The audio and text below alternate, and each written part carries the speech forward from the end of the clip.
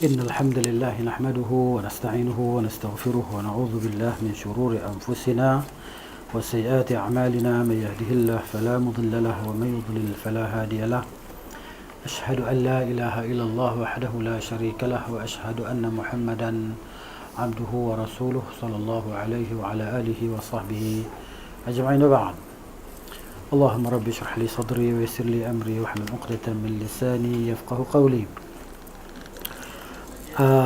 Kita muka surat di muka surat 394 394 mana dalam bab yang terakhir, tajuk yang terakhir mananya daripada buku kita. Seandainya pemimpin kaum muslimin tidak mengumpulkan masyarakat, situ kah ataupun lepas tu? Dah, muka surat 402, maaf, muka surat 402. Jadi lambat habis lagi lah kalau tidaknya ulang hak tu kan. Baik. Perhatikanlah dekat perenggan di bawah tu. Semoga Allah melindungimu dari fitnah. Fitnah ni musibah, bencana, sesuatu yang tidak menyenangkan, itu fitnah. Bagaimana unjuk rasa yang tunjuk perasaan ataupun demonstrasi lah tersebut telah membuat mereka menghalalkan Baitullah Al-Haram yang tidak pernah Allah halalkan bagi seorang pun. Sesungguhnya dia hanya, yakni Allah hanya menghalalkannya sesaat dari suatu hari sahaja, iaitu bila? Iaitu pada hari pembukaan kota Mekah, Fathu Makkah. Fathu Makkah yang berlaku pada bila? 20 Ramadan. Berlaku pada tahun 20 Ramadan, tahun yang ke-8 Hijrah. Nah gitu. Kalau dalam Masihi mana 10 bulan 1 lah. Tahun 630 Masihi, 630 Masihi. Jadi hanya waktu itu saja yang dibenarkan oleh Allah Azza wa Jalla, oleh Nabi-Nya sallallahu alaihi wasallam untuk masuk ke Mekah tadi, untuk menawan kota Mekah. Pada waktu-waktu lain tidak pernah, sebelum dan selepasnya sampai hari kiamat tidak akan dibenarkan oleh Allah Azza wa Jalla. Yang mana Nabi masuk bersama dengan para sahabat, 10,000 orang, lebih kurang 10,000 orang masuk ke kota Mekah tadi kan, dan Nabi menghancurkan berhala-berhala yang ada di sekitar Kaabah yang 360 ketul patung berhala tadi kan. Nabi pecahkan, Nabi baca qul ja'al haqq wa zahaqal batil innal batila kana zahuqa. Nabi pecahkan segala berhala-berhala yang ada di sekitar rumah Allah Azza wa Jalla. Nabi bersihkan dia. Jadi mana dalam peristiwa tu hanya dua orang saja daripada orang Islam yang terbunuh, dan orang musyrikin 12 orang lebih kurang lah. Itu disebut dalam sirah cerita dia di waktu Fathu Makkah tadi kan. Jadi mungkin kita ingat cerita kisah Fathu Makkah ni bagaimana ia boleh berlaku selepas perjanjian Al-Hudaybiyah, berlaku perjanjian damai di antara orang Islam dan orang musyrikin Makkah. Jadi maknanya tidak boleh berlaku peperangan ataupun gencatan senjata selama 10 tahun. 10 tahun tak boleh perang. Tiba-tiba puak musyrikin Makkah tadi telah menyobek ataupun merosakkan perjanjian damai tersebut. Kenapa? Kerana mereka menyokong puak kabilah Ad-Da'il bin Bakar untuk menyerang kabilah Khuza'ah yang menyokong kaum muslimin. Di situ dia makna cerita dia. Jadi maknanya saat itu saja yang dibenarkan oleh Allah Azza wa Jalla, iaitu Fathu Makkah tadi kan, untuk Nabi sallallahu alaihi wasallam masuk menyerang. Baik, kemaslahatan apakah yang diharapkan bagi Islam jika orang-orang Mazdak daripada kelompok Rafidah tersebut dapat menduduki Baitullah Al-Haram? Kami berlindung kepada Allah daripada mereka. Yang Syiah daripada Iran, Taifah kabilah Taifah keturunan Mazdak ni, Al-Mazdaki, mazhab Mazdaki ni yang menghalalkan semuanya, maknanya yang menyeru kepada perkongsian kekayaan, kebendaan tadi, harta, hatta perkongsian isteri pun dia ajak kepada itu. Ni golongan Mazdak dia, sehingga dia terbunuhlah akhirnya di Iran. Semoga Allah menghinakan mereka melalui para pembela Islam yang menjadi penguasa negeri ini, dan semoga Allah membalas para penguasa dengan sebaik-baik balasan. Unjuk rasa ini, tunjuk perasaan ini serupa dengan berbagai unjuk rasa yang terjadi di berbagai negeri kaum muslimin. Berapa banyak unjuk rasa yang telah merosak harta. Inilah yang terhasil daripada demonstrasi tadi ataupun tunjuk perasaan tadi. mencabik harga diri dan menumpahkan darah sampai-sampai ada yang mati, luka. Oleh kerana itu waspadalah terhadapnya. Semoga Allah melindungimu, dan waspadalah terhadap para propagandisnya. Maksud orang yang buat propaganda tadi, berhati-hati. Kerana sesungguhnya mereka hanya menginginkan ketenaran. Ketenaran ni masuk kemasyhuran lah, masyhur. Mereka inginkan kemasyhuran. Dan bahawasanya mereka adalah pemimpin-pemimpin yang diagungkan. Sehingga dengan propaganda ini mereka memperoleh harta duniawi. Kan? Mereka boleh harta. Sedangkan anda menjual agama dengan imbalan dunia yang diperoleh oleh orang lain. Kita penat-penat, mereka yang dapat. Jerit sana sini kan. Yang dapatnya siapa? Ketua. Kan? Begitu. Dapat imbalan dunia. Oleh karenanya, jika anda tertimpa suatu fitnah atau umat ini tertimpa suatu musibah, maka janganlah berlindung kepada mereka maupun pemikiran-pemikirannya. Gitu. Jelas, ini jelas. Akan tetapi berlindunglah kepada Allah Subhanahu wa taala. Jadi maknanya kita ni dengan Allah Taala kena sentiasa dekatlah. Kena sentiasa berzikir, berdoa, doa pada Allah. Kan? Maknanya bila kita ingat Allah dalam waktu susah, bila kita ingat Allah dalam waktu senang, Allah akan ingat kita pada waktu susah. Kita ingat Allah setiap masa. Bukan masa senang kita ingat Allah. Masa senang susah kita ingat Allah Ta'ala. Itulah dia orang-orang yang beriman. Orang beriman macam tu sifat dia. Sentiasa dia ingat pada Allah Azza wa Jalla. Dia ingat Allah Ta'ala dengan beribadat lah. Ibadat. Dan ibadat ni sesuatu yang kita kata, sesuatu yang umum. Ismun jami'un likulli ma yuhibbuhu Allah wa yardah. Ibadat ni sesuatu yang meliputi segala apa yang Allah suka dan Allah redha, itu ibadat. Apa saja. Duduk baca buku sirah ke, baca buku hadis ke, baca Quran ke. Kan? Benda yang Allah redha, apa Allah redha? Semua benda yang Allah redha dikira sebagai ibadat. Cuma ada ibadat umum, cuma ada ibadat khusus. Gitu. Tengok dia kata. Akan tetapi berlindunglah kepada Allah Azza wa Jalla. Jadi maknanya ini keuntungan orang yang berilmu.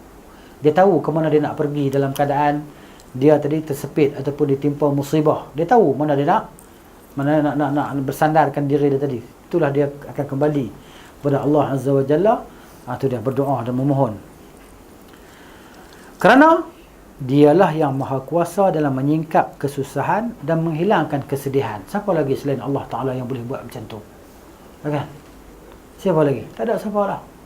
Ailahun ma'allah. Ada lagikah Tuhan selain Allah Ta'ala yang boleh buat macam ni? Kan? Ya sahibal hammi innal hamma munfarijun abshir bi khairin fa inna as-sani'a huwa Allahu. Kan? Wahai orang yang berduka cita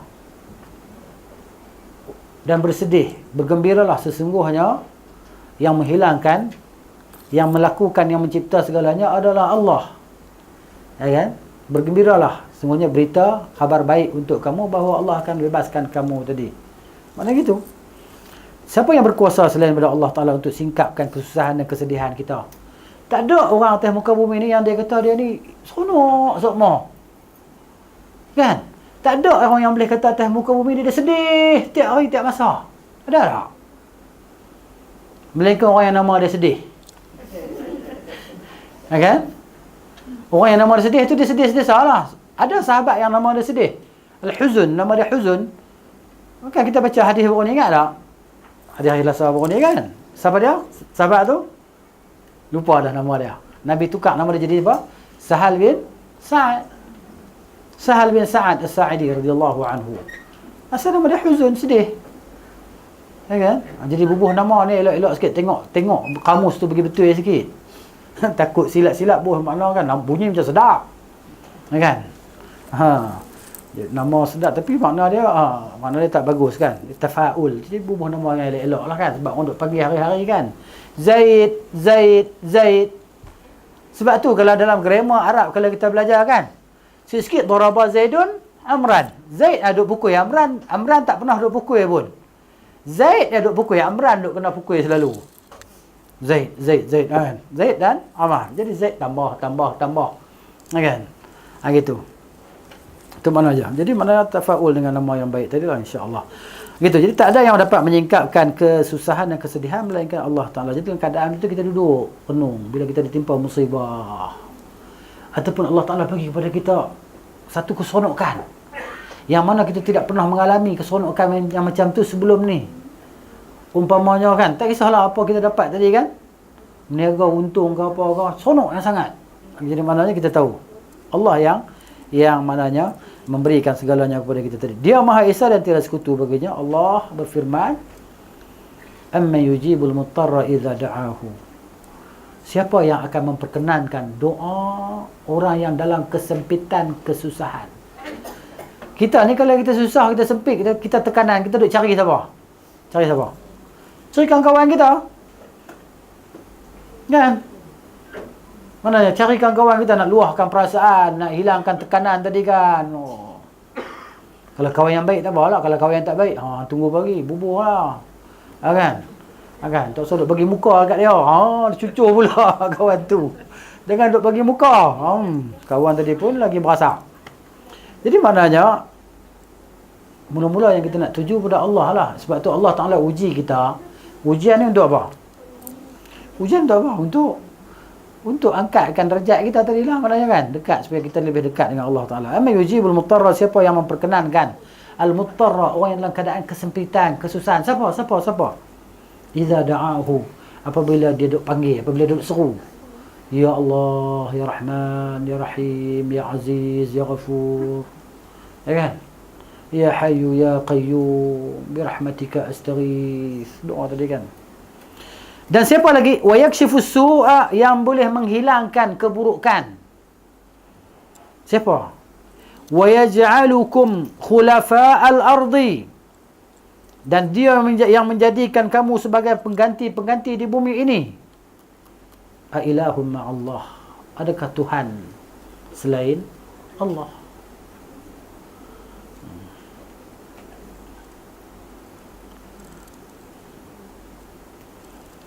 Qalilan ma tadhakkarun, amat sedikitlah kamu mengambil peringatan. Jadi orang yang ambil pengajaran ni tak ramai, sikit sangat. Yang hak lara, hak lalainya sangat ramai. Hak ambil pengajaran sangat sedikit. Nak kata apa kan? Macam tu. Sebab yang Allah, orang yang ikut Allah Ta'ala ni sikit je. Orang yang nak diselamatkan daripada neraka ni sikit je. Yang banyaknya dalam neraka. Manusia tu macam tu. Manusia dan jin ni banyak dalam neraka. Ahli neraka ni ramai. Dalam 1999 ahli neraka, 1 ahli syurga. Macam mana hadis tu?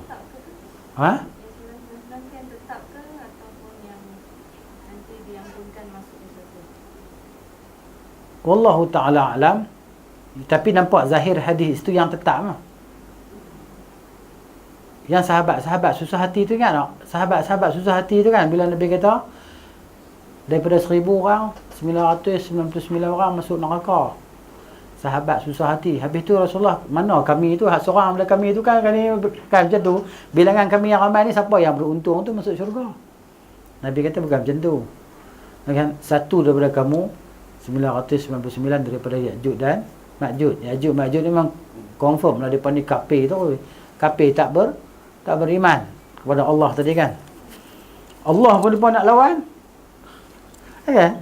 Ketika depa keluar besok daripada tempat depa tu kan, turun daripada tempat depa tadi, kan depa dah bunuh habis segala yang ada di hadapan mata depa.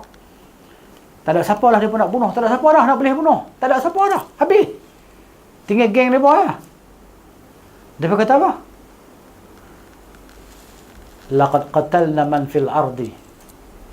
Kita dah bunuh semua yang ada di atas muka bumi. Halummu naqtulu man fis sama'i. Jom kita bunuh yang di atas langit pula. Aduh, pekat panah. Panah atas langit. Maka Allah jatuhkan panah mereka berlumuran darah. Dia berkata, qad qatalna man fil ardi wa ghalabna man fis sama'i. Kita dah bunuh segala yang ada di atas muka bumi, kita dah kalahkan segala yang ada di atas langit.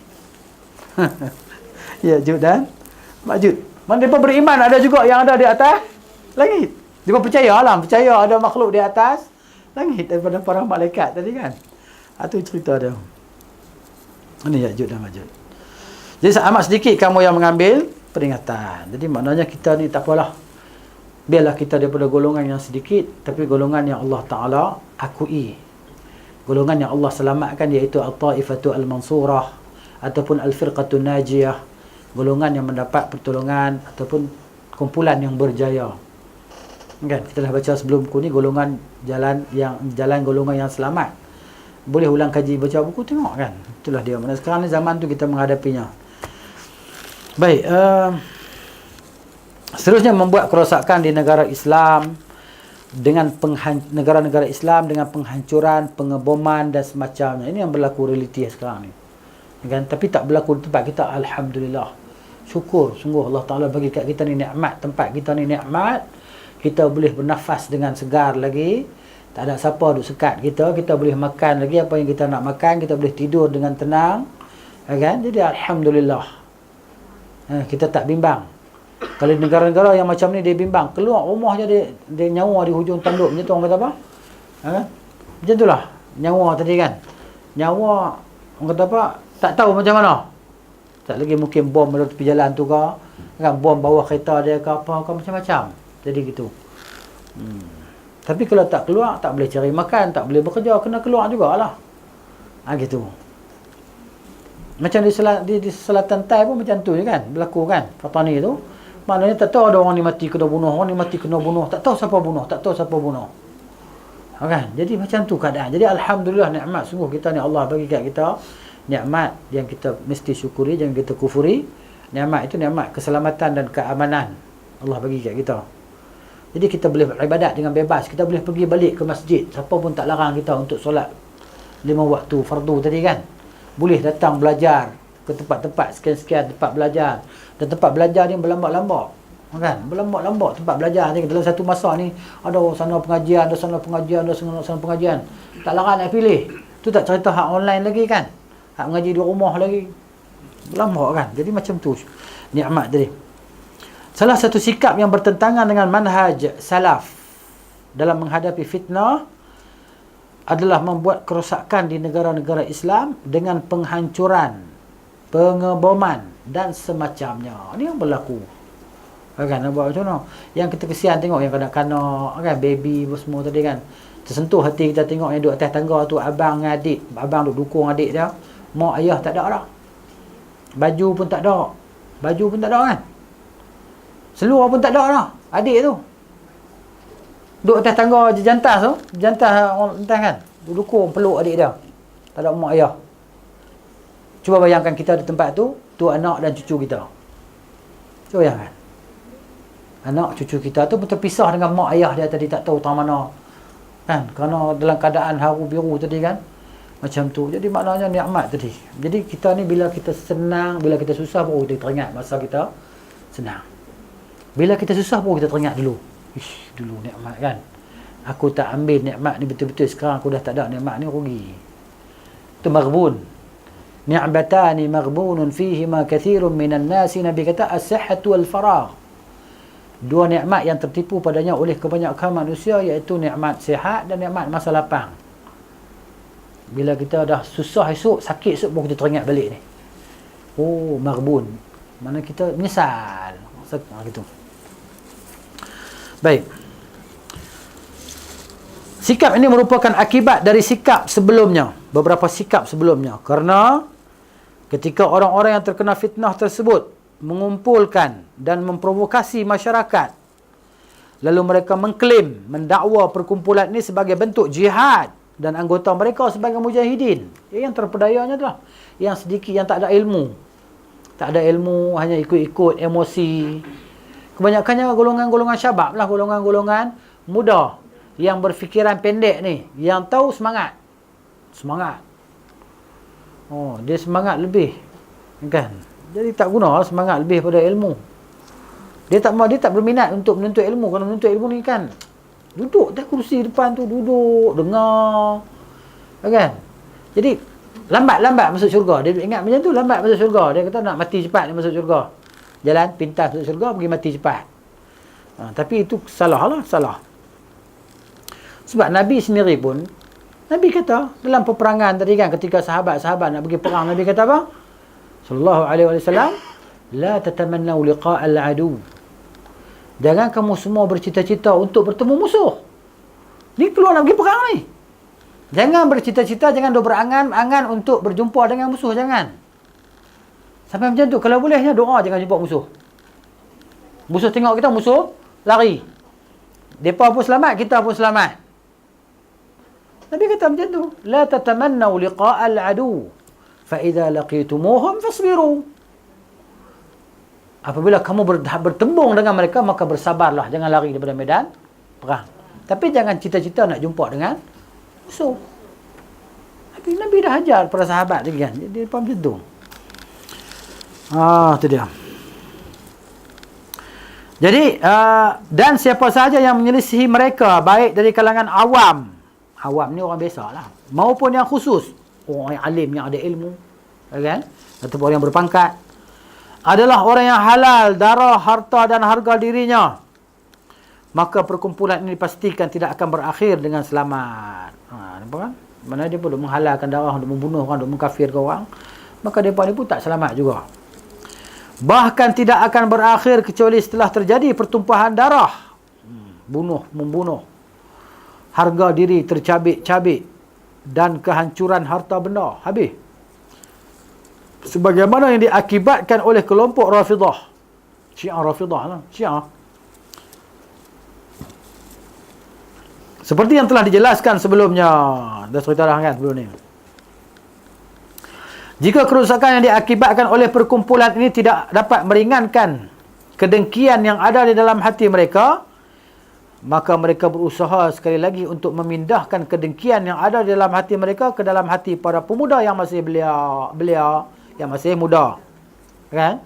La haula wala quwata illa billah. Macam itulah keadaan kan manusia-manusia yang merosakkan orang lain tadi. Kan? Wa yas'auna fil ardi fasada, mereka menyebarkan kerosakan di atas muka bumi.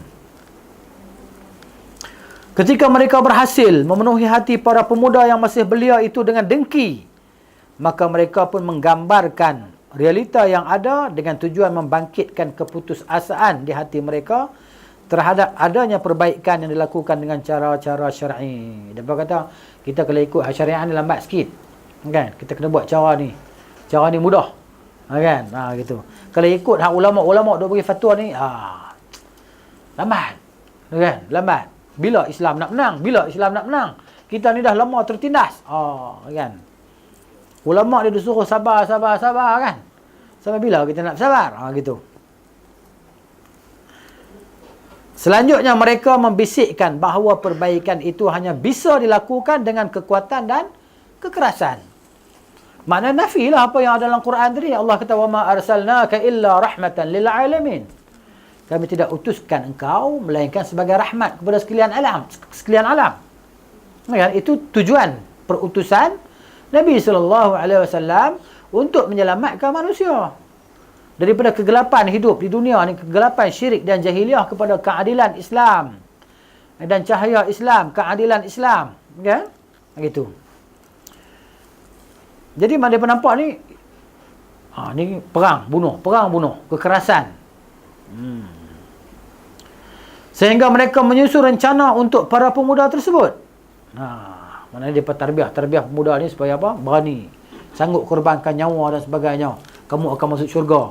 Kamu akan dapat bidadari sekian-sekian, akan dapat istana sekian-sekian dalam syurga. Lepas ni berdengar, kan, hanyut macam tu kan, mulalah pasang bom di badan dan sebagainya, pergi letupkan tempat-tempat tertentu. Tak kira lah kaum wanita ke, orang tua ke, kanak-kanak ke, mati habis. Gitu.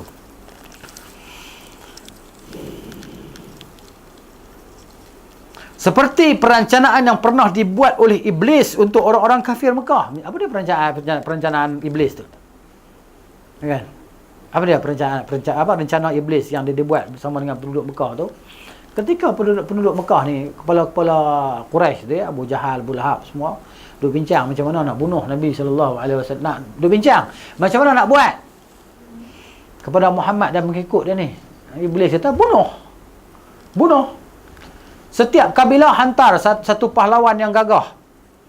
Setiap kabilah hantar satu pahlawan gagah, semua tetak dia sekali tetak, kan? Tikam sekali tetak, tikam, maka kabilah dia ataupun keluarga dia tak boleh nak tuntut bela lah. Sebab semua kabilah buat kerja tu. 1 lawan 10 pun dah larat. Jadi mereka tak boleh nak tuntut bela lah di atas kematian Muhammad. Ini idea iblis. Kan? Idea iblis. Gitu. Ketika para pemuda yang malang ini melaksanakan apa yang telah direncanakan, maka akibat yang ditimbulkannya adalah mereka terbunuh seketika itu pula. Bunuh, mati kan? Atau ditangkap dan dimasukkan ke dalam penjara. Di sana mereka akan mendapat siksaan atau bahkan sampai dibunuh bersama orang-orang yang mendapat hukuman mati. Nah ya. Setelah itu para provokator tersebut menarik diri. Ini orang buat provokasi ni, dia pun menarik diri macam iblis tadi lah. Dia kata aku tak. Dia kata kan. Siapa suruh ikut? Sebagaimana dahulu iblis menarik diri, berlepas tangan dan berpura-pura bahawa mereka adalah orang yang tidak mendukung perubahan yang dilakukan dengan mengedepankan kekuatan dan kekerasan itu. Dia berkata, bukan kami yang cadang, kamu yang sendiri. Itu dia. Padahal tidak ada yang merosak para pemuda tersebut melainkan mereka. La ilaha illallah. Ini dia. Mereka dapat bersembunyi dari manusia, namun sesungguhnya mereka tidak dapat bersembunyi daripada Allah. Barang siapa membuat satu jalan keburukan dalam Islam, man sanna fil islami sayyi'atan, siapa yang buat itu kerja keburukan dalam Islam, maka orang itu akan menanggungnya, menanggung dosanya dan dosa orang yang mengamalkannya. Kan? Fa alaihi wizruha wa wizru man amila biha ila yaumil qiyamah. Sampai hari kiamat lah. Firman Allah Azza wa Jalla, a'udzubillahi minasyaitanir rajim, wa id zayyana lahumus syaitanu a'malahum. Wa id, dan ingatlah sewaktu. Zayyana ni apa dia? Zina, perhiasan. Zayyana, memperhiaskan. Zayyana, memperhiaskan. Ya? Lahum, untuk mereka. Syaitan. Sebenarnya syaitan dinamakan syaitan itu syaitan kerana dia jauh daripada rahmat Allah. Apa yang syaitan hiasi untuk mereka? A'malahum, segala amalan mereka. Jadi dia buat benda yang tak betul ni, syaitan kata betul ni buatlah. Begitu. Wa qala, dan syaitan berkata tadi, la ghaliba lakum, tiada yang dapat memenangi ke atas kamu. La ghaliba lakum al-yawm minan nas, manusia tidak akan dapat mengalahkan kamu pada hari ini. Kata syaitan, iblis. Wa inni jarun, jiran. Jar ni jiran. Sesungguhnya aku jiran lakum, bagi kamu. Aku adalah jiran kamu. Falamma tara'atil fi'atani, maka apabila saling bertemulah oleh dua kelompok itu berperang, nakasa, maka dia lari, ala aqibaihi, patah balik ke belakang di atas kaki dia. Lari. Okay? Dia lari. Dia suruh orang buat, lepas tu dia lari. Dia suruh orang buat maksiat, maka dia lari. Dia tak tunggu situ. Dia takut bala Tuhan turun kat dia. Dia tak tunggu situ. Wa qala inni bari'un minka, dan dia kata sesungguhnya aku berlepas diri. Bari'un, berlepas diri, minkum, daripada engkau, daripada kamu semua. Inni ara, sesungguhnya aku nampak, ma la taraun, apa yang kamu semua tak nampak. Dia kata aku nampak dah neraka, hamba tak nampak neraka lagi. Kan? Aku nampak dah gitu. Inni akhafullah, sesungguhnya aku takut pada Allah. Wallahu syadidul iqab, Allah amat keras siksaan dia. Kata syaitan. Dia kata macam tu. Aku takut ke Allah. Kan? Nampak macam mana? Allah bagi jadi macam tu. Kan? Dia tak akan bertobat dah. Dia tak akan bertobat dah. Kan? Sebab dia minta peluang. Kan? Supaya dapat sesatkan semua anak Adam ni. Allah kata buat. Kecuali hamba-hamba aku yang ikhlas, kau tak boleh kacau lah. Yang tak ada ikhlas ni, ikutlah kamu ke dalam neraka Jahannam. Begitu. Walla'iyadzubillah. Tidak diragukan lagi bahawa aksi mereka ini telah menyalahi nas-nas Al-Quran dan Sunnah serta ijma' umat yang telah mengharamkan darah, harta dan harga diri. Islam ni dia mari untuk apa? Untuk memelihara 5 perkara besar ni. Apa 5 perkara besar ni? Islam datang untuk memelihara agama. Pelihara agama. Nyawa. Islam mari jaga nyawa. Tak boleh duk bunuh orang kalau suka hati. Dan tak boleh juga bunuh diri. Orang lain pun tak boleh kita bunuh diri sendiri pun tak boleh. Neraka jahanam juga bunuh diri sendiri. Ya kan? Gitu. Kemudian Islam datang untuk jaga akal. Sebab tu Islam tak bagi kita mabuk. Minum arak. Bila minum arak ni akal hilang. Kan? Keturunan. Islam mari jaga keturunan. Sebab tu dilarang perzinaan. Kemudian Islam datang untuk jaga harta. Sebab tu ada zakat dan sedekah. Sebab zakat ni penyucian harta. Dia ambil pada orang kaya, dia bagi kepada orang fakirnya. Gitu. Islam dia macam tu. Jaga darah, harta, apa nama lagi, akal, keturunan dan agama tadi kan.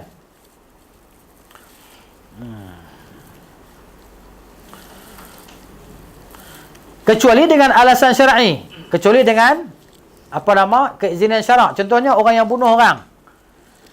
Kan? Orang yang bunuh orang, dia akan dihukum bunuh oleh syariat. Syariat menghukum bunuh dia. Begitu juga orang yang murtad pada agama. Kan? Dihukum bunuh setelah diperintahkan bertaubat. Lepas tu apa lagi? Kan? Maknanya dengan alasan yang dibenarkan oleh syariat tadi. Kalau buat benda macam tu lah. Macam bunuh orang tadi tak boleh. Boleh bila hukum qisas.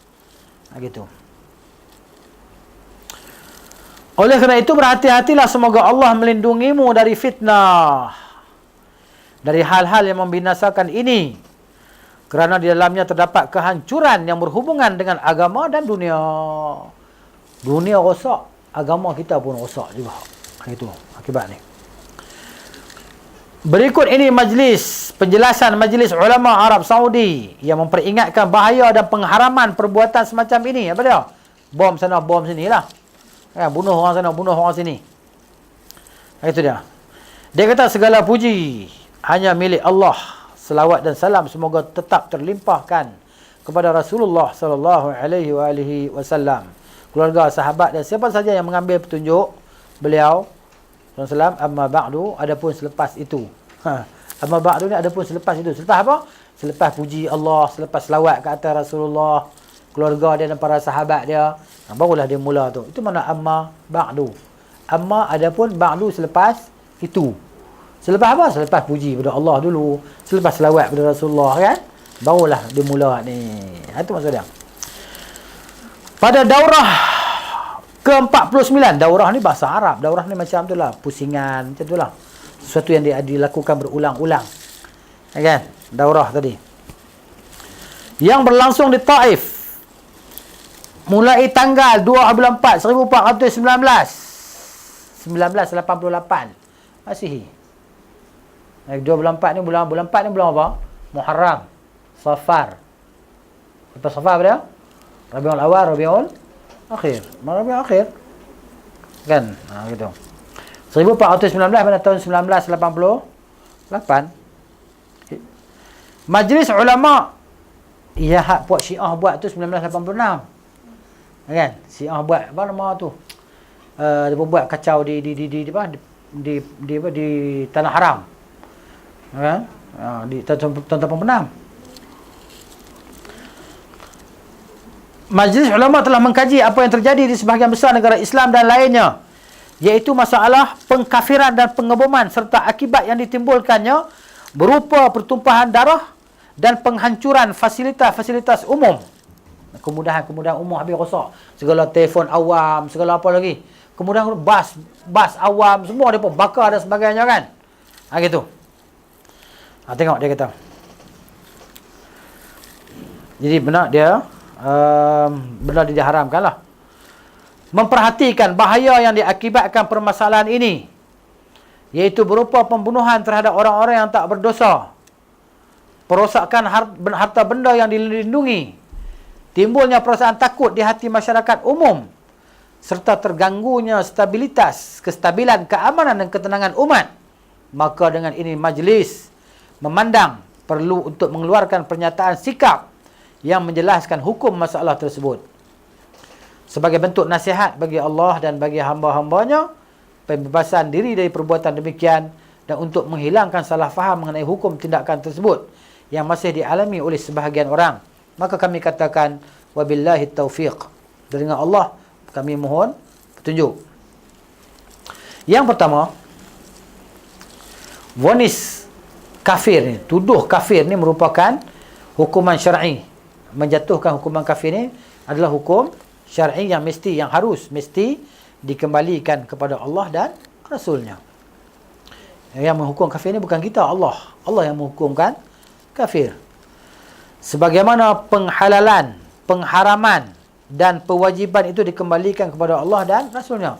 Macam kita nak kata benda ni haram, benda ni halal, bukan kita boleh ikut suka-suka. Allah yang menghalalkan, Allah yang mengharamkan. Begitu.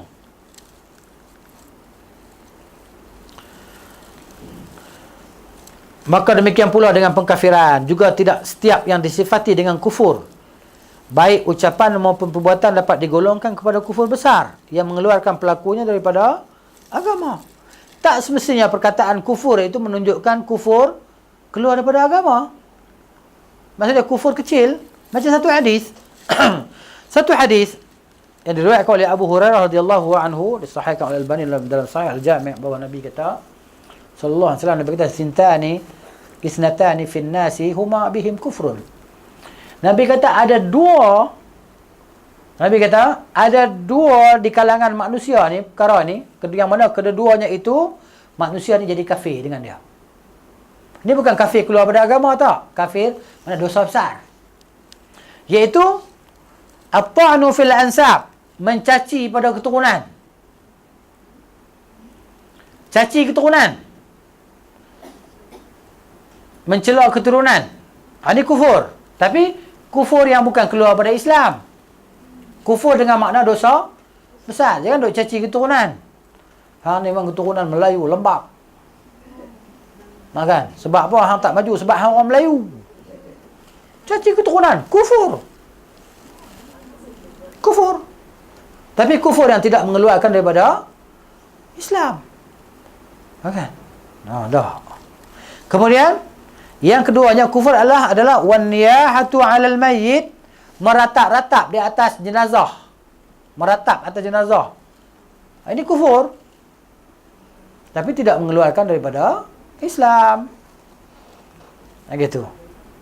Tidak semua perkataan yang disebut kufur itu kufur besar. Bahkan ada kufur kecil. Begitu juga adalah satu hadis yang diriwayatkan oleh Al-Imam Al-Bukhari rahimahullahu taala daripada hadis Abdullah bin Abbas radhiyallahu anhuma, cerita pasal kufur ni. Nabi kata, uritun nara, aku diperlihatkan kepada aku neraka. Fa idza aktsaru ahliha nisa'u, maka tiba-tiba aku tengok kebanyakan ahli neraka adalah kaum wanita. Okey, nak buat macam mana orang wanita ramai daripada orang lelaki-lelaki? Tahun ni pun ada 3 orang ya lelaki. Lain ada 3, 6, 10. 3 sama dengan 10 orang. Kan? Jadi macam mana Nabi kata hadis Al-Bukhari,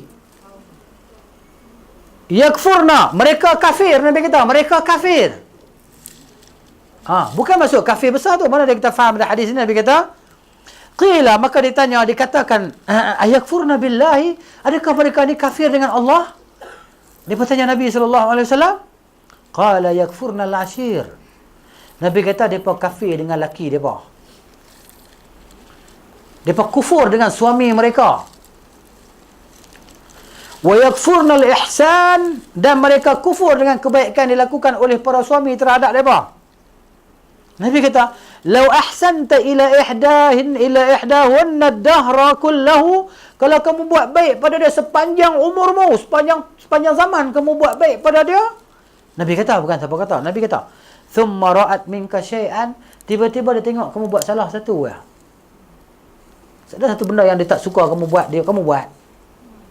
Kamu bantah dia, kamu buat apa yang dia tak suka tadi. Maka qalat, dia pun kata, ma ra'aitu minka khairan qad, tak pernah buat baik dekat saya langsung. Awak ni sekali pun tak pernah buat baik dekat saya. Padahal dia duduk makan pakai tu dia ambil tak mana. Hak bumbung rumah dia duduk bawah tu dia ambil mana. Kereta dia duduk pegang steering tu dia ambil mana. Kan? Tak kira semua saya punya. Tak jangan kata apa lah. Kan, suami tumpang. Tapi jarang nak tengok suami tumpang isteri kan. Ada kot isteri suami tumpang isteri, ada ke? Ada ke? Mudah bunyi. Kuat bunyi, ada. Kan?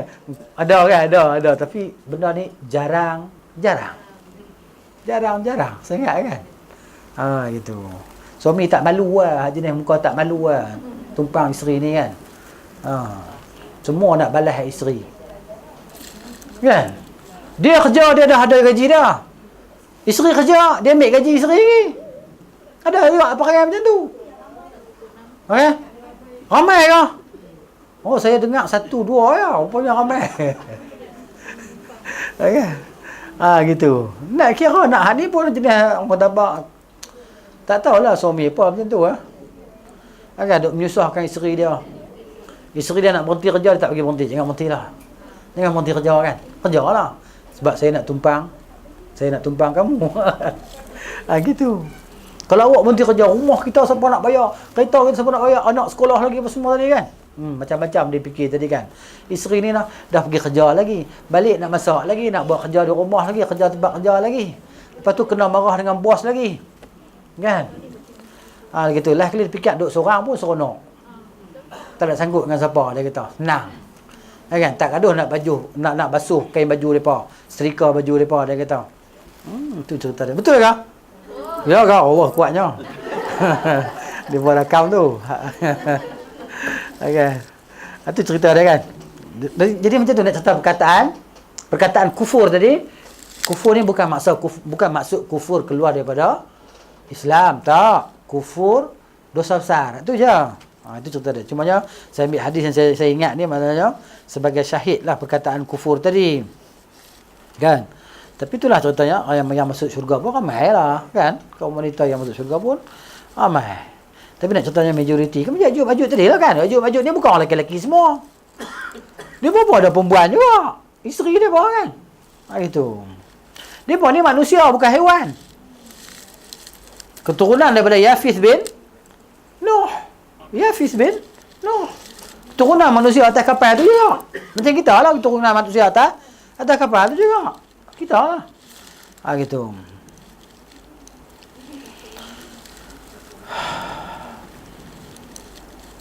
Gitu. Tahu tak tadi? Muka surat tu? Kerana jika permasalahan tu kah?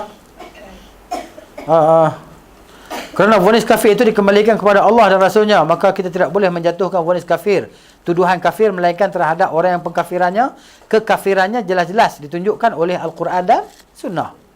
Dengan demikian, dalam hal itu tidak cukup hanya semata-mata berdasarkan syubhah.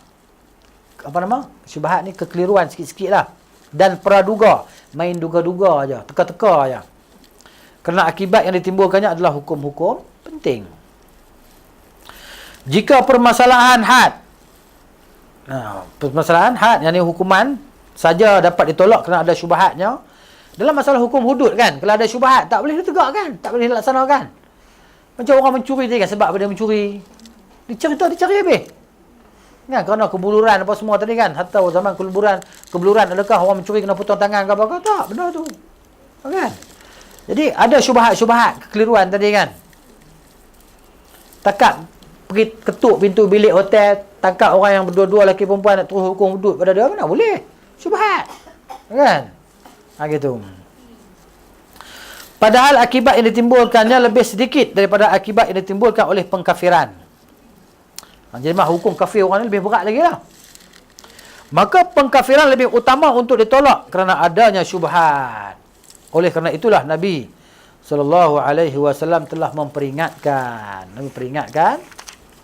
Agar tidak menghukumi kafir terhadap seseorang yang bukan orang kafir. Sabda beliau SAW, ayyuma mri'in qala li akhihi ya kafir. Mana-mana orang yang kata kepada saudara dia, hai kafir.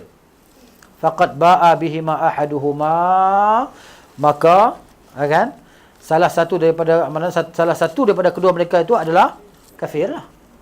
Mesti salah seorang jadi kafir. Sama ada hak kata, hak kenal kata. Dia tak boleh fitnah lain dah. In kana kama qala, kalau betul lah dia kata kau tu kafir lah, kafir lah. Wa illa raja'an alaihi, kalau tidak ke dia jadi kafir. Wal-'iyadzubillah. Bahaya tu kata orang kafir tu. Terdapat keterangan dalam Al-Quran dan Sunnah yang difahami darinya bahawa suatu ucapan atau perbuatan atau keyakinan adalah kufur. Namun orang yang disifati dengannya tidak dianggap kafir. Ada orang cakap perbuatan kafir tapi dia tak dihukumkan dia sebagai orang kafir. Kerana apa? Kerana adanya penghalang yang mencegah dirinya daripada dianggap sebagai kafir. Kan? Hukum yang berhubungan dengan masalah ini sama dengan hukum-hukum lainnya. Contohnya orang yang dipaksa supaya dia kafir tadi kan. Kisah Ammar bin Yasir tu kan. Kenapa nama Abu Jahal suruh dia jadi kafir? Paksa dia. Suruh dia caci Nabi SAW. Kalau tidak dia kena seksa, dia tak tahan dengan seksa dah, tak tahan dah, sakit kan? Sakit. Nak tahu sakit macam mana, try lah. Sakit kan? Kena pukul, kenapa sakit? Lepas tu dia pun mengaku lah. Lepas dia mengaku, barulah dia pun bebaskan dia. Dia sebut benda-benda yang boleh, perkara-perkara yang berkufur. Kan? Maki Islam, maki kan? Lepas tu dia menangis. Dia jumpa Nabi SAW, dia menangis. Dia dah kata benda gini-gini kan. Nabi kata, kamu kata hati kamu macam mana? Hatiku tak rela. Nabi kata, kalau dia suruh, buat lagi. Nabi kata, kalau gitu, orang suruh buat lagi. Sebab nak selamatkan diri tadi kan. Ini yang berlaku di kalangan sebahagian ulama pada zaman Imam Ahmad bin Hanbal, zaman fitnah khalqil Quran. Sebahagiannya kena seksa dengan makmun tadi. Kena seksa, ada yang kena bunuh, kena pukul, tak tahan. Okey lah. Kata Quran tu makhluk. Imam Ahmad tak kata. Dan beberapa orang lagi kan. Dia tak kata. Dia kata, aku tak akan kata, mari dalil Quran Sunnah baru aku kata. Kena sebat, kena pukul. Teruk ni. Sekali sebat, pensan.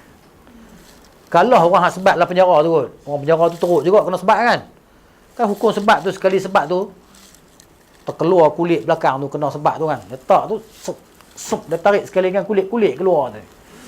Hak orang kena sebat tu barulah, Allah. Baru nak teringat Allah kena. Kan tengok dalam tu kan, dia pun tunjuk dalam tu kan. Allah. Baru teringat Allah. Kena sebat tadi kan. Dia sebat tu, dia tarik tu, sekali dengan kulit badan terlekat di rotan tu. Jadi Imam Ahmad ni kena sekali pensan. Orang suruh mengaku satu ya. Hang kata satu ni ya, Quran tu makhluk. Aku lepas, bebas. Kan? Satu kataan, Quran makhluk. Dia tak mau kata. Kan? Itu cerita dia kan. Ni. Jadi betul. Ini Allah Taala sebut macam itulah turun ayat Quran surah An-Nahl ayat 106 tu kan. Surah An-Nahl ayat 106 tu Allah kata, a'udzubillahi minasyaitanir rajim, man kafara billahi min ba'di imanihi. Barang siapa yang kufur dengan Allah selepas iman dia. Ni salah illa man ukriha, kecuali orang yang dipaksa. Wa qalbuhu mutmainnu bil iman, sedangkan hatinya tenang dengan keimanan. Hati dia tetap beriman tapi dipaksa ni, orang nak pancung leher dia apa semua kan. Nak hidup lagi tak apa. Kan? Nak mati pun tak apa juga, mati syahid kan. Tapi dia nak hidup lagi. Ataupun tak tahan sakit, kena seksa. Kalau pancung mati terus. Tapi kena seksa ni tak tahan. Disebat, digantung kaki di atas, kepala di bawah, dipukul kepala tadi dengan cotah dan sebagainya kan. Sakit. Walakin man syaraha bil kufri sadran. Kecuali, akan tetapi barang siapa yang hati dia lapang dengan kekufuran tadi, fa'alaihi, maka atasnya ghadabun min Allah, kemurkaan daripada Allah, kemarahan daripada Allah. Walahum azabun azim, dan bagi mereka azab yang begitu besar. Ini Allah sebut dalam surah An-Nahl ayat 106.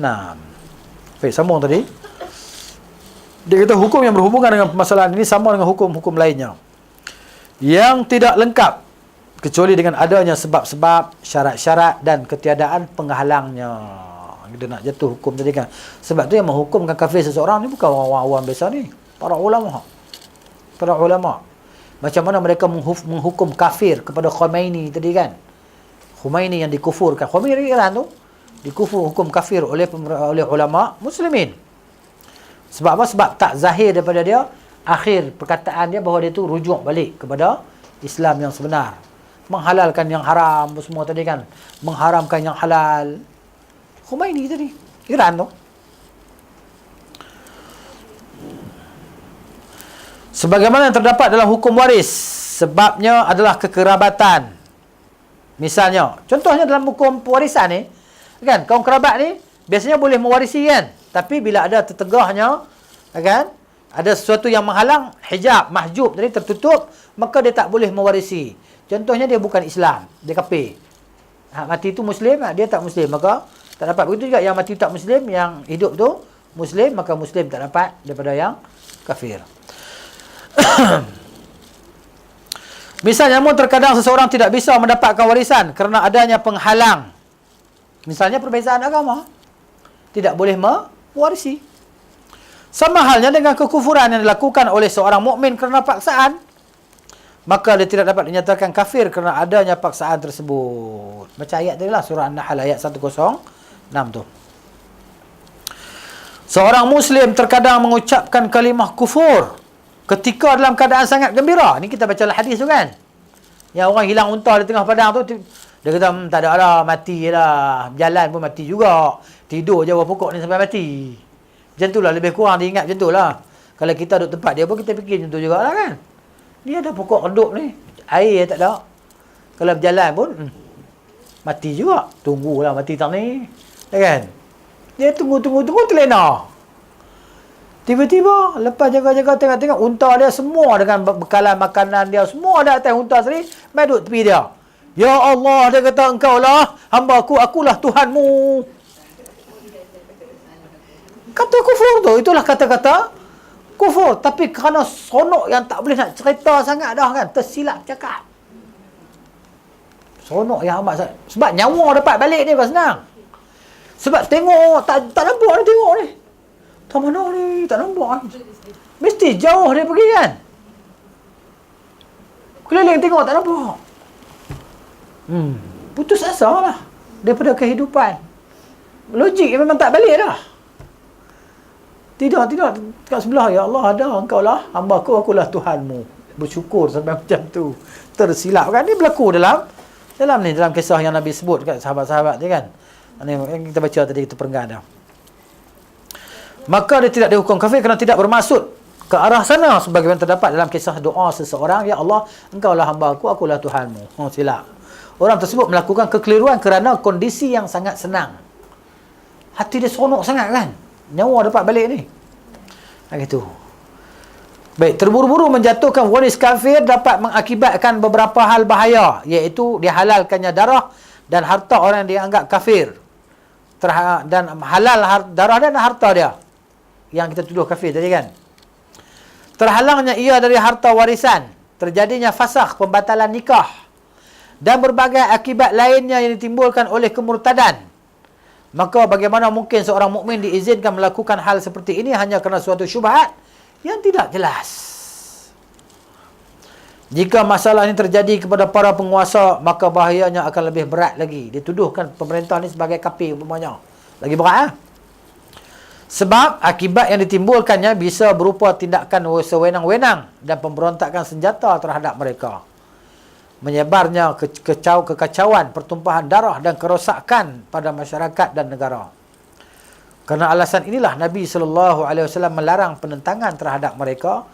Namun beliau bersabda SAW, illa antara kufran bawahan indakum fihi minallahi burhan. Kecuali kamu nampak kufur yang terang-terang, yang jelas-jelas nyata, yang ada petunjuk, dalil daripada Allah Ta'ala. Contohnya sujud pada berhala tadi, kan? Sujud pada berhala ke apa kan? Gitu. Sabda beliau SAW, kecuali jika kalian melihat. Kalau kamu nampak, kalau main teka-teka tak boleh lah, tak nampak. Main teka-teka ya. Kecuali jika kalian melihat menunjukkan bahawa tidak cukup hanya sekadar dugaan dan isu semata. Isu. Cerita kan, tersebar dengan WhatsApp dan sebagainya. Kan gitu. Sabda beliau, kekufuran menunjukkan bahawa tidak cukup dengan kefasikan saja. Gitu. Jadi fasik bukan makna jadi kafir. Fasik ni hanya kufur kecil, bukan kufur besar. Sekalipun fasik itu besar, seperti zalim, minum arak, main judi, dan mengutamakan sesuatu yang diharamkan. Itu. Sabda beliau SAW yang nyata. Maksudnya apa? Yang nyata ni menunjukkan bahawa tidaklah cukup kekufuran yang tidak jelas. Mesti jelas. Gitu. Sabda beliau, kalian mengetahui hujahnya dari Allah. Ada dalil daripada Al-Quran dan Sunnah. Menunjukkan keharusan, kemestian adanya dalil yang jelas. Iaitu dalil itu harus, yang mesti sahih riwayatnya. Dan jelas petunjuknya. Sehingga tidak cukup dalil yang lemah sanadnya dan samar penunjukannya.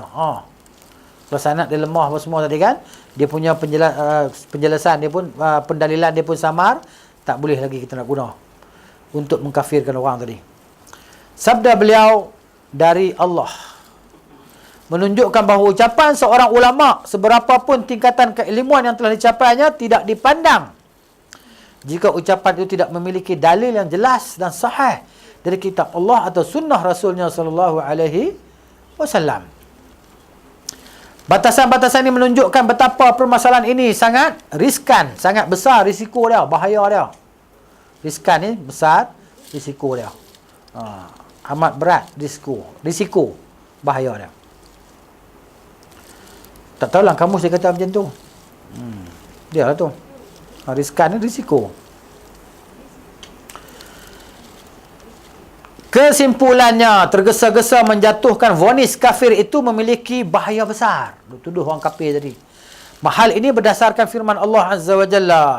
A'udzubillahi minasyaitanir rajim. Qul innama harrama rabbiyal fawahisha ma dhahara minha wa ma batan. Wa ma batana wal ithma wal baghya bighairil haqqi wa an tusyriku billahi ma lam yunazzil bihi sultanan wa an taqulu 'ala Allahi ma la ta'lamun. Qul, katakanlah, innama hanya sahanya harrama rabbi, telah mengharamkan oleh Tuhanku al-fawahisha, segala perbuatan keji, ma zahara, ma apa yang zahara zahir, minha darinya, wa ma dan apa yang batana yang tersembunyi, batin, wal isma dan dosa, wal baghya dan melampau tadi, bighairil haq dengan tanpa hak. Wa antu syiriku, dan bahawa kamu menyekutukan billahi dengan Allah, ma apa yang lam tidak yunazzil dia turunkan, bihi dengannya, sultanan sebagai hujah atau bukti sultan. Wa antaqulu, dan bahawa kamu semua berkata, 'alallahi atas Allah, ma apa yang la tidak ta'lamun kamu semua ketahui. Yang gitu. Dia Quran ni baca macam tu, kalau faham perkataan kita boleh faham lah, bukan payah kau. Kan? Tengok satu kata tu makna dia tu, insya-Allah. Mudah. Kedua, tadi pertama, apa yang sahaja yang disebabkan oleh keyakinan yang keliru ini, seperti penghalalan darah, pencabikan harga diri, perosakan harta peribadi maupun umum, pengeboman tempat tinggal dan kenderaan, serta perosakan terhadap berbagai fasilitas umum, kemudahan umum. Semua perbuatan ini dan semisalnya diharamkan oleh syariat dan ijma' kaum muslimin. Nabi kata, la darar wala dirar. Tidak boleh kita nak mudaratkan diri kita sendiri, tak boleh kita nak mudaratkan orang lain. Senang je kaedah Islam. La darar wala dirar. Tak boleh ada sebarang kemudaratan, sama ada pada diri sendiri dan pada orang lain. Hatta pada semut tu tak boleh juga lah. Kan? Nyamuk tak apalah, dia duduk gigit kita. Kan? Habis tu nyamuk biar pilar dulu, tak tahan lah kan. Kan? Biar pilar nak saya zalim dia pula, biar pilar dia nyamuk kan. Bagilah. Kan? Atau berkata hampirkan tunggu nak mati. Gitu. Tapi Islam ni dia jaga. Hatta ayam tu kan. Islam jaga dia. Islam jaga ayam macam mana? Tak boleh kita nak ambil apa nama kapak nak terus nak ketuk kepala dia ke apa kan. Lepas tu nak sembelih dia depan kawan-kawan dia. Kan? Depan kawan-kawan dia. Kawan-kawan tu tengok. Ni kedai ayam ni, orang tak ada hati perut. Ambil lah kain tuala buruk ke guni ke apa ke, tutup apa nama raga ayam tu. Ni bukan takat tutup, dia pegang 5 ekor sekali. Kaki 5 ekor kali. Hak kawan sebelah. Kawan tu tengok, kawan tu tengok. Kata ya Allah kan. Tak ada orang kata apa ni kemanusiaan. Rahmah pada makhluk Allah Taala tak ada. Ni orang sembelih ayam tak mengaji. Kita ni kalau beli ayam pergi minta sembelih sendiri lah. Bismillah pun tak baca, tak tahu baca ke tak mulut. Nabi suruh, Allah suruh kita baca bismillah kan. Bismillah. Sembelih ayam. Tu cerita dia. Semut. Kalau dia mudarat, Nabi kata la darar wala dirar. Tak bagi mudarat pada kita tak apa, bagi mudarat pada kita ni kita sisihkan dia lah. Kan? Spray nak buat dia gigit kita. Tapi dengan api tak dibenarkan lah, dengan api dilarang lah. Hadis dengan api dilarang. Hadis melarang dengan api tadi kita menyiksa dan membunuh makhluk menyawa tadi tak boleh lah. Tikus kita bunuh sebab disuruh, Nabi suruh kita bunuh. Ikutlah nak buat macam mana cara sekalipun. Kan? Yang mana sempat. Jangan seksa sudahlah, bunuh terus ya. Cicak lah apalah. Tak kira lah benda yang mudaratkan kita. Tak kira lah apa pun. Bunuh lah. Cicak tadi bunuh lah. Bunuh lah. Tikus, cicak semua tadi kan. Anjing gila. Kan Nabi suruh kita bunuh tu kan. Kalbun aqur, al-fa'ru, al-ghurab, al-had'atu. Al-ghurab ni apa tak? Burung gagak. Disuruh kita bunuh. Gagak. Al-hida'ah maknanya burung lang tu. Yang lang apa? Raja Wali tu kan. Dia terbang tinggi sikit burung lang ni. Dia tak macam burung gagak. Dia hujum tadi kan. Tu. Disuruh kita bunuh. Gitu. Itu di tanah haram dan di luar tanah haram disuruh kita bunuh. Lima haiwan disuruh kita bunuh di dalam tanah haram, di luar tanah haram tadi. Dia saja-saja bertengik kita boleh bunuh. Tak ada masalah. Al-ghurab Nabi kita bukan kita bila diserang kita. Tapi saya pernah kena serang juga dengan ghurab tadi. Kita jalan-jalan, ini cerita di Pakistan jalan kan. Dia mari kepala dia patuk kepala kita. Uish, kita ganas ya burung gagak kau ni. Burung gagak. Tak tahulah dia. Ya kan? Cerita dia kan. Dendam. Isteri saya pun tak kena. Gagak. Nak balik batu. Esoknya boleh keluar. Serang gitu. Jadi sebab tu Nabi suruh. Dia sebab Nabi suruh kita bunuh tadi kan. Apa dia al-fa'ratu? Fa'ratiku lah. Lagi apa dia al-hid'atu, burung lang tadi. Al-ghurabu, burung gagak tadi. Apa nama kalbun aqur, anjing gila. Lagi apa dia lupa satu lagi. Apa dia tu? Kalajengking ke? Al-aqrab. Tengok kalajengking. 5 benda lah hadis tu, lupa dah. Disuruh kita bunuh tadi. Buaya.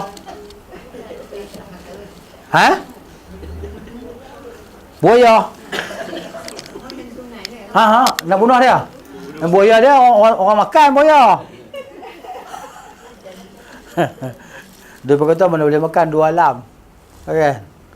Tak ada hadis yang sebut kita 2 alam tak boleh makan.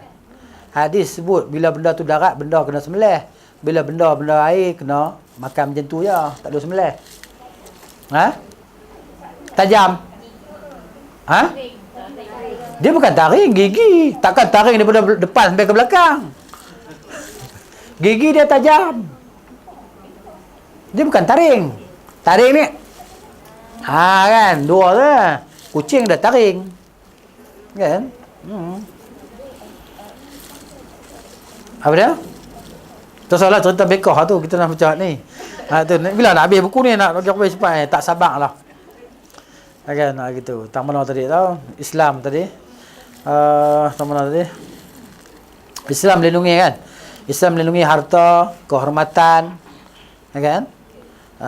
Dan jasad kaum muslimin.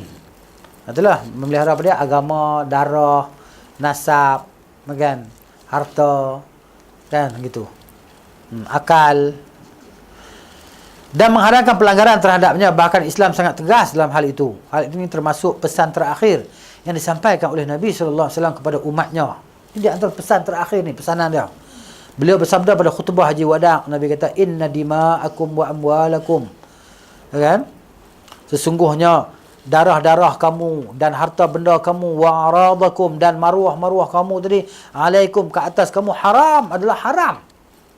Ka hurmati yaumikum hadha, seperti haramnya hari ini, tak boleh buat benda sewenang-wenangnya. Fi syahrikum hadha, di bulan kamu ini, bulan haji, fi baladikum hadha, pada negeri kamu ini. Summa qala sallallahu alaihi wasallam, ala hal ballaghtu. Kan? Nabi kita ketahui, adakah aku telah menyampaikan? Maka Allahumma fashhad, Allahumma syhad. Nabi kata, Allah saksikanlah. Begitu. Jadi Rasulullah bersabda, kullul muslim 'alal muslim haramun damuhu. Maksudnya muslim dengan muslim yang lain haram darahnya. Kalau kau pukul kau untuk berdarah mulut kan, mana boleh kisah balik. Kan, pergi report, kan, polis kata, pukul dia balik, bagi berdarah balik mulut dia. Kita pun bagi berdarah balik. Tak berdarah lagi, bagi lagi. Kita benar tahu hak dia tu kuat, kau ni besar kuat, hak ni tak larat, kan? Tapi dah berdarah tu kena buat pergi berdarah juga. Kan? Wa maluhu, dan hartanya, wa irduhu, dan maruah dia lah, harga diri dia. Haram, kita tak boleh nak ceroboh sewenang-wenang. Dan beliau sallam bersabda, ittaqu zulma fa inna zulma zulumatun yaumal qiyamati. Takutlah kalian terhadap kezaliman, kerana kezaliman itu adalah kegelapan pada hari kiamat. Bahayalah dengan menzalimi. Orang surat khabar ni banyak menzalimi orang. Orang surat khabar, kan, pemberita ni kan, apa dia panggil apa? Ada umit apa tu? Itulah yang duk ambil berita, duk pi kan, duk pi cari berita. Wartawan. Wartawan. Istilah wartawan tak sebut lama, tak ingat. Kan, wartawan ni, wartawan baik tak apalah, wartawan tak baik ni kan. Duk pi korek habis semua aib-aib orang habis. Cari, duk mengintip, bawa teropong apa semua tadi. Kamera apa semua. Nak baru dalam sahabat dia, sensasi tadi. Duk buat zalim kat orang. Menipu, duk ni, khianat dengan orang. Dia pun tak takut Tuhan. Sebab tu sebahagiannya nak mati ni macam-macam sakit. Stroke lah, apalah. Sebab orang yang kena zalim tu doa kat dia. Aku tak buat benda ni, dia fitnah aku tu. Ya Allah. Kan? Engkau bagilah apa-apa pun dekat dia. Gitu kan. Jadi maknanya kena. Itu cerita dia. Baik, kemudian Allah telah mengancam. Allah telah mengancam orang yang membunuh jiwa yang terpelihara dengan ancaman yang paling berat. Allah berfirman mengenai orang mukmin, a'udzubillahi minasyaitonirrajim, wa may yaqtul mu'minan muta'ammidan. Barang siapa yang membunuh orang beriman secara sengaja, fajaza'uhu jahannam khalidan fiha, maka balasannya neraka jahanam, kekal dalamnya selamanya. Kekal ni maknanya bukan masuk kekal selamanya. Lama panjang masa dalam neraka. Ini qarinah. Hadis-hadis lain mari tafsir yang ni. Kan, tafsir ayat ni. Sebab tu ayat berhajat kepada hadis untuk ditafsirkan. Kalau kita faham ni kekal neraka jahanam lah. Sebab tu puak-puak Mu'tazilah kata orang buat dosa besar kekal neraka. Kan? Yakhlu finnar, kekal dalam neraka. Puak Khawarij pun kata macam tu juga. Orang buat dosa besar keluar kekal dalam neraka tadi. Tapi hadis menafsirkan bahawa kekal di sini maknanya panjang. Khalidan fiha, kekal dalamnya. Ghadiballahu alaihi, dan Allah murka ke atasnya, wa la'anahu, dan Allah laknatnya pula. Wa adda lahu, dan Allah sediakan untuk dia azaban azima, azab yang besar. Gitu. Allah juga berfirman mengenai orang kafir yang memiliki jaminan perjanjian damai, kafir zimmi, kafir muahad, yang di bawah, maksud dia bayar cukai kepada orang kerajaan Islam. Maksud kerajaan Islam wajib melindungi dia, harta dia dan diri dia, keluarga dia. Gitu. Jaminan. Lalu terbunuh secara keliru. Ini Allah Taala cerita macam mana? Allah kata, a'udzubillahi minasyaitonirrajim, wa in kana min qaumin bainakum wa bainahum mitsaqun. Dan sekiranya yang terbunuh tadi kan, yang mati tu daripada satu kaum yang di antara mereka dan kamu ada perjanjian. Terbunuh kerana keliru tadi kan. Fadiyatun musallamatun ila alihi. Kena bayar diat. bayar diat, ganti jadi kan kepada keluarga dia, keluarga si mati yang bukan muslim tadi. Wa tahriru raqabatin mu'minatin, dan memerdekakan hamba wanita yang beriman. Begitu. Ini maksud dia perjanjian kan yang ada di antara kaum muslimin dengan orang-orang kafir zimmi tadi, kerajaan Islam. Ketika orang kafir keliru ni tak sengaja lah, secara tak sengaja ke gitu. Ketika orang kafir yang mendapat jaminan keamanan dibunuh kerana keliru, kan? Nampak? Orang kafir tadi. Orang kafir pun ada jaminan keamanan daripada pemerintah Islam. Islam bagi jaminan kat mereka. Sebab tu Fathu Makkah tadi Nabi pergi serang Makkah tu sebab apa? Puak Makkah tadi dia tolong Bani Bakar pergi lawan dengan puak Khuza'ah. Nabi kata mereka telah membatalkan perjanjian damai, maka berlaku serangan ke atas Makkah, pembukaan kota Makkah itu. Gitu. Maka padanya terdapat diat dan kafarat. Diat itulah bayar diat tadi kan, kafarah ni penyuci lah. Lalu bagaimana jika orang itu dibunuh dengan sengaja pula? Macam mana kalau kita bunuh dia dengan sengaja? Ni tak sengaja. Lagi beratlah. Maka hukuman dan dosanya lebih besar lagi. Diriwayatkan secara sahih daripada Rasulullah SAW bahawa beliau bersabda, "Man qatala mu'ahadan lam yarih raihatal jannah." Barang siapa sengaja bunuh kafir yang ada perjanjian dengan kita, maka dia tidak akan mencium bau syurga. Nabi kata macam tu sallallahu alaihi wasallam. Yang ketiga tempat di sinilah. Insya-Allah minggu depan habis. Cuba cadangkan baca buku ni. Ensiklopedia Adab Islam. Ada 2 jilid. Ada 2 jilid lah. Tabang tu lah dia minta tak habis kan. Ustaz Kariman, lepas tu Ustaz Kariman tak sempat, lepas tu Ustaz Asri, lepas tu bawa ke pagi ni. Boleh insya-Allah. Kita baca buku ni. Buku ni ambil di sini lah, order di sini kan. Siapa yang dah ada, tak payah belilah. Kalau dah ada. Ensiklopedia Adab Islam. Menurut Al-Quran dan Sunnah Abdul Aziz bin Fathi As-Sayyid Nada. Ada adab Islam. Betul no? Tak apalah. Kita baca dari awal balik lah. Kalau nak sambung bukan semua orang ikut kan. Boleh insya-Allah.